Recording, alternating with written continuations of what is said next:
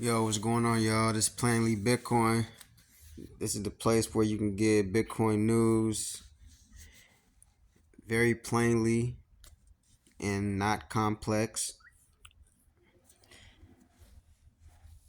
Try to keep things simple on this channel. Try to teach y'all about Bitcoin. And without further ado, let's go into this article right here. I feel like it's a really important article talking about legislation.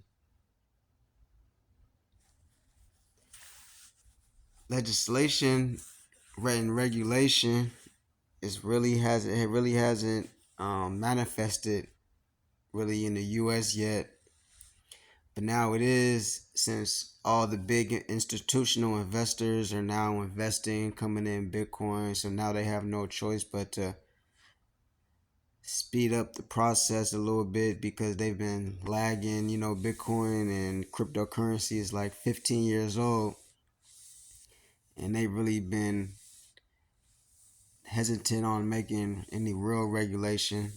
I think the only real regulation they made is like taxes, but there's really no rules,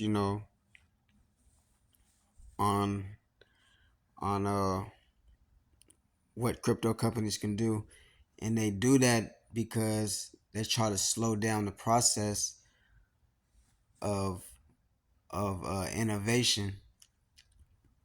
This is nothing new. They've been doing this. This is an old tactic that these politicians use to slow down the process of technology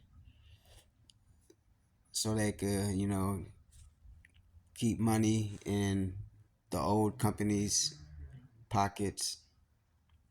But now, since they see that crypto's not going anywhere, they have no choice but to regulate it. And regulation is a good thing. I know some people think it's a bad thing, but it's a good thing, and a lot of people don't know. But there's politicians that love Bitcoin and are fighting for crypto, and also there's like foundations and these groups of people, of lawyers and just people that know technology and crypto, and that know how to the right way to advocate for us. There's these groups of people that are funded. They get paid to fight for us. So it's like, so crypto can get good regulation, good right, regulation that's gonna benefit not only us but just the US as a whole, so we can make sure that we're on the right path. So I just want to tell you guys that there are people out there that are fighting for us, and they're going to make sure that we get the right regulation. And one of those people is Senator Loomis. So this is good. So crypto regulation is happening because, well, one, because the FTX, what happened with FTX in 2022 when it came crashing down, they had no choice but to like really take an eye, because a lot of people lost money. A lot of people got duped by Sam Bankman Fried. I think that's how you say his name. He found a loophole, and he really made politicians, NBA stars, look really dumb. So they was like, okay, now it's time to start making regulation, because they're making a mockery of us. And then when U.S. Citizens, you know, millions of U.S. citizens lose money, they have no choice but to come in and start, making real regulation. Started with that, and then now we just got the Bitcoin ETF approval. The big institutional investors, they're coming in now. They're basically putting their stamp saying that crypto is legit, is here to stay, and they have no choice now. The big money says that it's time. So it's time. So let's get into the article. U.S. Senate Loomis says delicate talks underway over U.S. crypto legislation. Loomis is hopeful a stablecoin bill could move forward in the first half of 2024 before elections increase political pressures in Washington. Long awaited legislation to set rules of the road for U.S. stablecoin issuers is the subject of pretty delicate negotiations, Senator Cynthia Loomis told Coindesk TV on Thursday. She added that talks are ongoing every day, not only between Democrats and Republicans, but also between the U.S. Senate and the House of Representatives. Loomis, the Senate's most reliable advocate for crypto policy and the co author of one of the most wide reaching legislative efforts to regulate digital assets suggested that the stablecoin piece may have the best odds of success this year. And she said it's received good technical assistance feedback from the Federal Reserve. She says, I'm optimistic that we will see stablecoin legislation this year and possibly even in the first half of this calendar year, Loomis said. The deeper you get into the calendar year where there's elections, the tougher it is to get members of Congress to concentrate on difficult legislative issues because their eyes are on their re-election and keeping their party in the majority. Excuse me. This Congress has progressed further on crypto legislation than in the past, and Republican-led House committees have advanced bills on market structure and stablecoins to the House floor. The greater bottleneck has so far been the Senate Banking Committee, where Democrats' leadership hasn't demonstrated much interest publicly in passing a crypto bill this year. Democrats don't really like crypto. They're more for a CBDC, and Republicans are more for crypto. And CBDCs is something that we don't want. Crypto is really in the future. It's gonna be like crypto and CBDCs. It's like, do you have CBDCs or crypto? CBDCs are gonna happen, but see, in America, you always have a choice, and it's like, what choice? We have to the way to fight against CBDCs, which CBDCs um give more control to politicians and our other leaders. It's just further, even though we already have, they already can control us, with their money and everything. And we have the credit cards, that track us. Our financial privacy is slowly slipping, but CBDCs is just gonna make that happen furthermore. That's why we have crypto, and we want crypto. Crypto is our is that good the good fight against against them trying to take away our financial privacy.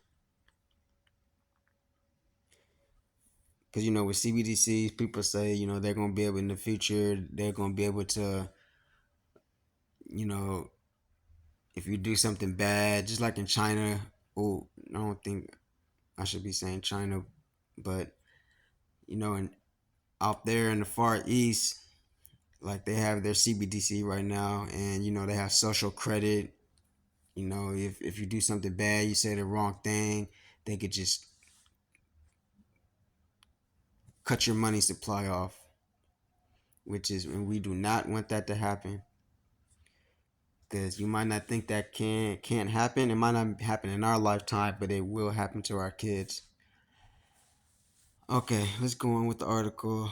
Stablecoins such as Tether and USDC, which are tokens tied to the value of the US dollar, are a vital part of the crypto markets, used as steady means of transacting in other more volatile assets.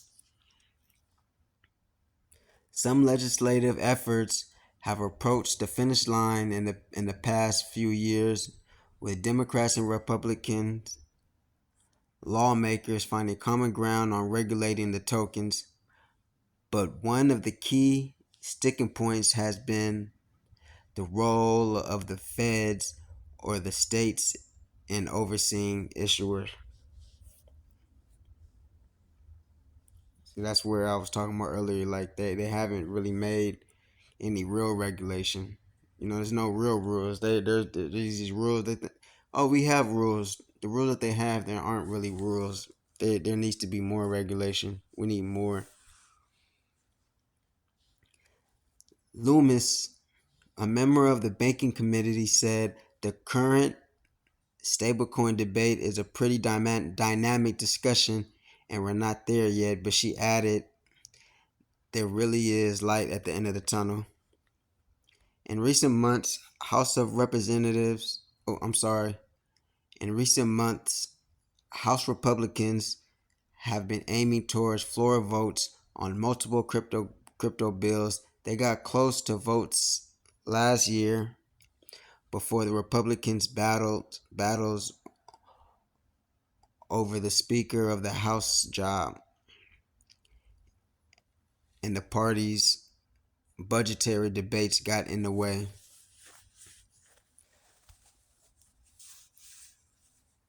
Republican Patrick McHenry, the chairman of the House Financial Services Committee, has indicated it remains a priority for this session. This is McHenry's last year to reach his goal before he leaves Congress. Loomis said that the recent developments in the crypto industry are helping to make a case for legislation. The U.S. Securities and Exchange Commission's approval of the spot Bitcoin exchange traded funds was a major step towards making the public more comfortable with investing. When you see, and then when you see an Investco or a Fidelity or a BlackRock get into the Bitcoin ETF space, it really gives consumers confidence that this is a more mature asset class now, she said. It's ready for prime time, so to speak, and the adoption is going well. So you see, you guys, there's a little regulation, but then there's a lot more that needs to be done. And Bitcoin, BlackRock and Fidelity are given that stamp of approval, like this is legit, and you guys need to step it up, and we can't get left behind. So this is very good for crypto, because we need regulation, because everything is regulated, and people might not like regulations, but we need regulations. We need rules, so we could wipe out the bad people, because there's always bad people in everything. Crypto is for good, but it could be used for bad. Just like a knife can be used for good and it can be used for bad. So we need regulation, because there's It's a free country, and people could do whatever they want for the most part, you know. But if you do something that's gonna damage, it's gonna hurt other people, then you need to be dealt with.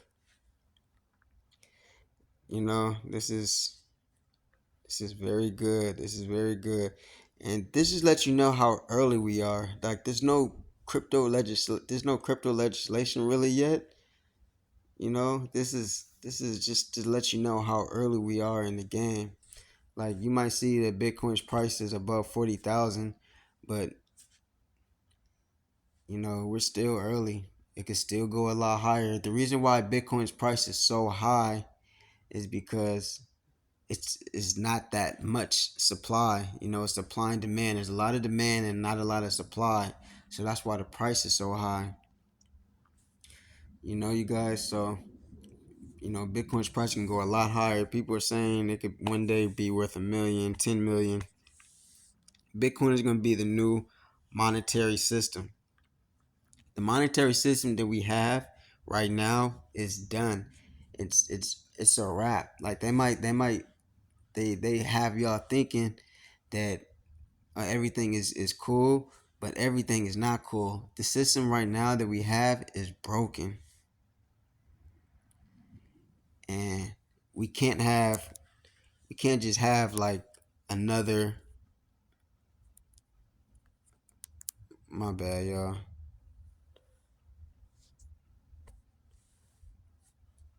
I'm gonna end this video right now. I can't type this.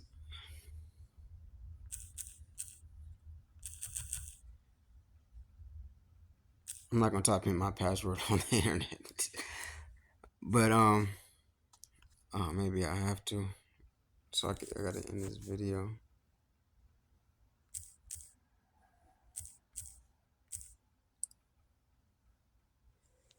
Um, you know, this is good, and we're early,